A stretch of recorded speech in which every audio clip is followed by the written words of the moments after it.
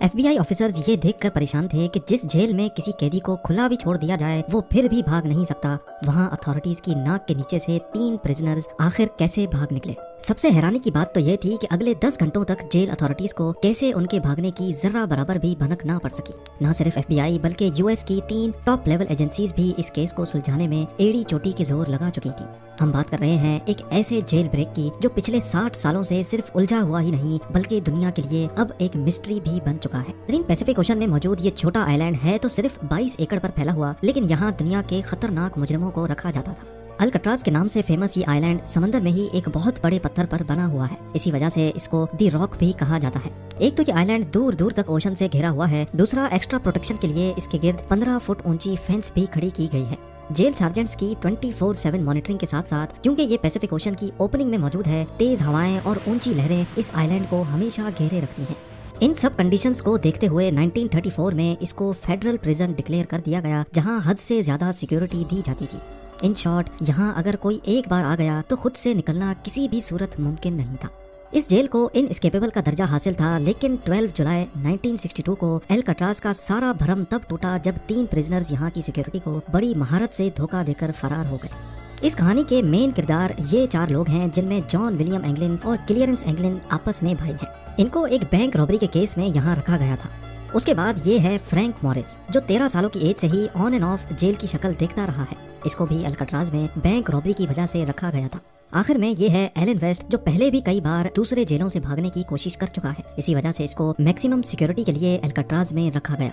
Elon waste इस jail में काफी अरसे से है, इसी वजह से इसको जेल के कंपाउंड के बारे में दूसरों से ज्यादा मालूम है। अल्कट्राज से भागने का आइडिया सबसे पहले 1960 में एलन वेस्ट ने ही अपने इन साथियों को बताया था।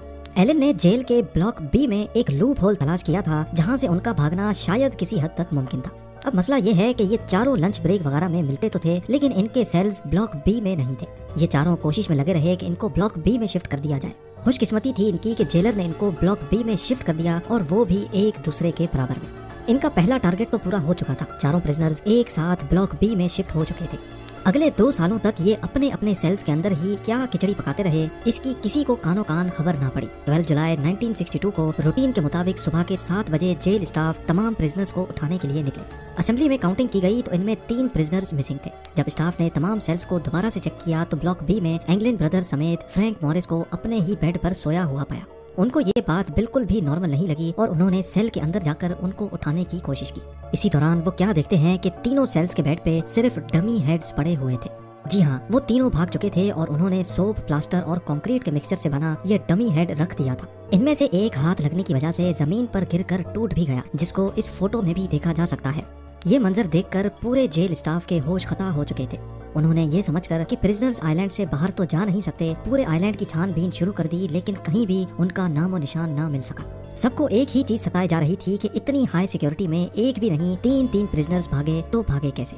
याद रहे कि इन भागने वालों में एलन वेस्ट नहीं था, जिसका असल में ये सारा प्लान था। इन्वेस्टिगेशन टीम बुलवाई गई और FBI को भी रिपोर्ट किया गया। ये देखा गया कि तीनों अपने सेल की दीवार में लगे छोटे वेंट को तोड़कर बाहर निकले हैं। हैरानगी तो तब हुई जब दीवार की परली साइड पर 3 नहीं बल्कि 4 सेल्स के वेंट डैमेज थे। जी हाँ, ये चौथा वेंट एलन वेस्ट के सेल का था, जो किसी वजह से अपने वेंट से बाहर निकलने में नाकाम रहा था। एलन वेस्ट को अब अच्छी तरह मालूम पड़ चुका था कि उसके बचने का कोई चांस नहीं है, लिहाजा उसने इसी बात में अपनी भलाई मानी कि इन्वेस्टिगेटर्स को सारा प्लान बता देना चाहिए। यहीं एलन ने एतराफ किया था कि सारा प्लान असल में उसी का था। उन्होंने ये डमी हेड्स बनाए थे और इसमें लगे बाल उन्होंने जेल के अंदर हेयर कट के दौरान ही चुराए थे।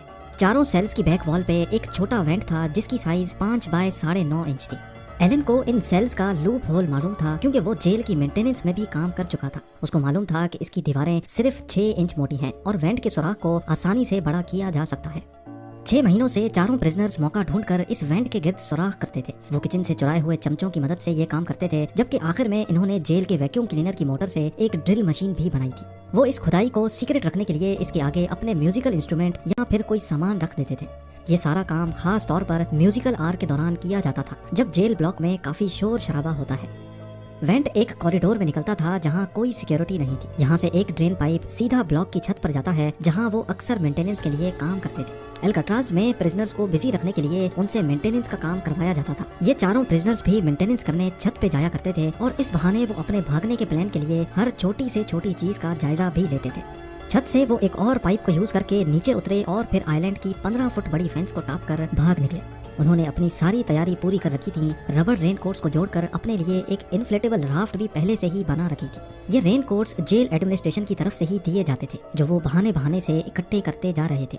इसके अलावा रेनकोट से ही उन्होंने अपने लिए लाइफ जैकेट की तरह कोई चीज भी बनाई थी, जो कि राफ्ट के काम ना करने पर उनको पानी में डूबने से बचाएगी। पर एफबीआई के लिए असल सवाल अभी तक यही था कि भागने वाले प्रिजनर्स अब कहाँ हैं। उनके चौथे साथी एलन वेस्ट ने बताया कि प्लान के हिसाब से इनको सबसे पहले एल्काट्राज के नॉर्थ में एंजल आइलैंड से गुजरकर मेन लैंड में उतरना था, जहां सिक्योरिटी ना होने के बराबर होती है। वहां से इनको एक गाड़ी और कुछ कपड़े चुराने थे। एल्काट्राज के गिर्द सारे मेन लैंड्स पर छानबीन की गई, लेकिन कहीं से भी चोरी या रॉबरी की कोई रिपोर्ट नहीं मिली। इम्पॉसिबल सिक्योरिटी को चकमा देकर भागने वाले प्रिजनर्स को समंदर निकल गया, या फिर एलन वेस्ट की कहानी भी एफबीआई को चकमा देने के लिए बनाई गई थी। उन तीनों का कहीं कोई नामो निशान नहीं मिल रहा था। ब्लॉक बी की छत पे मौजूद फुटप्रिंट्स, जहां ये सारी चीजें बनाई गई थी, वो सीक्रेट वर्कशॉप और जिस पाइप पर लटक कर वो नीचे उतरे थे उस पर पैरों के निशान देखकर ये तो वेरीफाई हो गया कि एलन वेस्ट की कहानी झूठी नहीं है। अब एफबीआई के साथ साथ coast guards, bureau of prison और यूएस मार्शल सर्विस को भी इस केस में शामिल करके समंदर में प्रिजनर्स को ढूंढना शुरू कर दिया गया, पर उनको कहीं भी ना प्रिजनर्स मिले और ना ही कोई राफ्ट या फिर लाइफ जैकेट। ये पुलिस केस से हटकर अब एक मिस्ट्री केस बनने जा रहा था। अगले 4 दिनों में कोस्ट गार्ड्स को तैरता हुआ लकड़ी से बना एक पैडल मिला, जो कि माना जाता है कि उस राफ्ट का ही पार्ट है। उसके बाद रेनकोट से बने 2 बैग्स भी मिले, जिसमें प्रिजनर्स का पर्सनल सामान जैसा कि फैमिली फोटो और लेटर्स वगैरह मौजूद थे। इससे ये अंदाजा लगाया गया कि तीनों प्रिजनर्स जिंदा मेन लैंड पर नहीं पहुंचे, क्योंकि ये आइटम्स ऐसे हैं जिनको कोई भी प्रिजनर आसानी से नहीं छोड़ता।